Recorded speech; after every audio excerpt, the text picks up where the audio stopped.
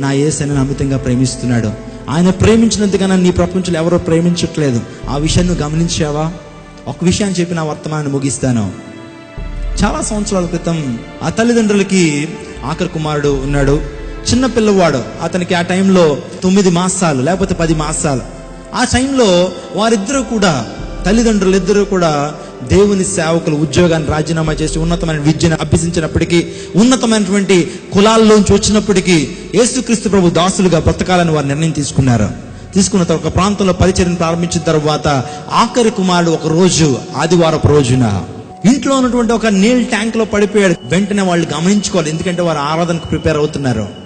ఆ గంగాలలో పడిపోయిన తర్వాత ఆ చంటి బిడ్డ ఆ నీళ్ళన్నీ కూడా తాగేశాడు. శరీరం అంతా కూడా నీలపు వర్ణంలోకి వచ్చేసింది, అంటే బ్లూయిష్ అయిపోయాడు. ఎప్పుడైతే ఒక వ్యక్తి బ్లూయిష్ అయిపోయాడో ఆ వ్యక్తి ప్రాణం లేనట్టు. కాసేపటికి గంటన్నర తర్వాత ఆ వ్యక్తిని బయటికి తీసి చూసేటప్పటికి ఆ వ్యక్తిలో జీవం లేదు, ఆ చంటి బిడ్డలో జీవం లేదు, పల్స్ లేదు, హార్ట్ బీట్ లేదు.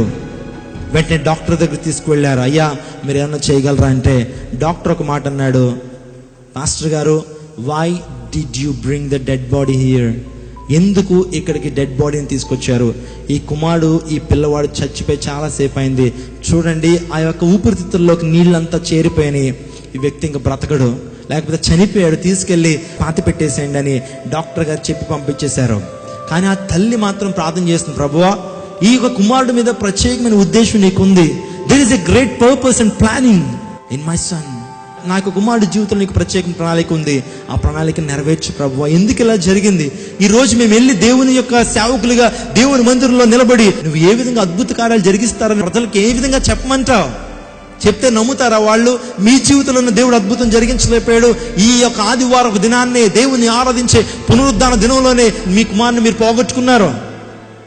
ఏ విధంగా చెప్పమంటావు ప్రభువా?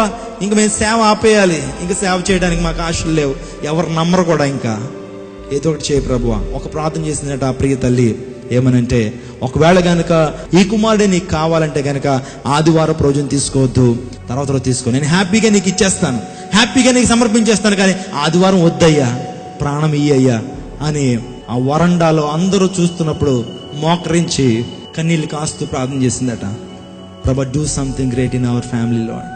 You are the god, you miracle working god. నువ్వు ఆశ్చర్యకరుడివి, అద్భుతం చెయ్యి అని ఎప్పుడైతే ప్రార్థన చేసిందో, ఒక 15 నిమిషాలు ప్రార్థన చేసేటప్పటికి ఆ చిన్న కుమారుల్లో ప్రాణం వచ్చిందట.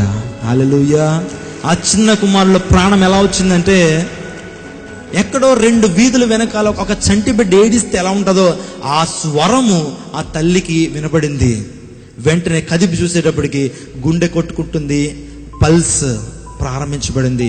వెంటనే ఆ తల్లి ఆ భర్తతో చెప్తుంది, ఏమండి మన కుమారుడికి దేవుడు జీవం ఇచ్చాడు, చచ్చిపోయినటువంటి ఈ వ్యక్తిని దేవుడు బ్రతికించాడు, ఈ వ్యక్తి జీవితం ఎంత అద్భుతం జరిగించినో దేవునికి ఒక పర్పస్ ఉంది.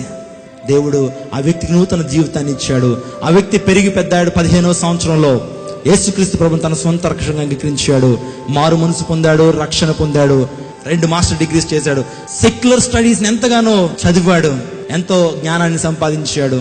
దేవుడు అతను అనేకమైన తలాంతులతో దీవించాడు, అనేక మంది దీవునికరంగా ఆ వ్యక్తిని మార్చాడు. ఒకనాడు మృతతుల్యమైనటువంటి ఆ శరీరాన్ని, మృతతుల్యమైనటువంటి ఆ జీవితాన్ని కాపాడాడు యేసుక్రీస్తు ప్రభువారు. ఆ వ్యక్తి ఎవరో కాదని నిలబడి నేనే ఆ వ్యక్తిని. ప్రైజ్ ది లార్డ్, హల్లెలూయా.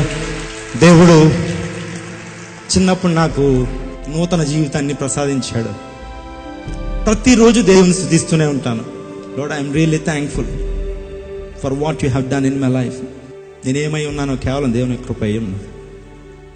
దేవుడు నిన్ను కూడా దీవించాలని ఇష్టపడుతున్నాడు, దీన్ని కూడా ఆశీర్వదించాలని. నువ్వు ఈరోజు ఆ 3 విషయాలను నమ్మగలిగితే దేవుని రాజ్యాన్ని చూస్తావు. You need to trust that Jesus he's died for you, Jesus he's come just for you.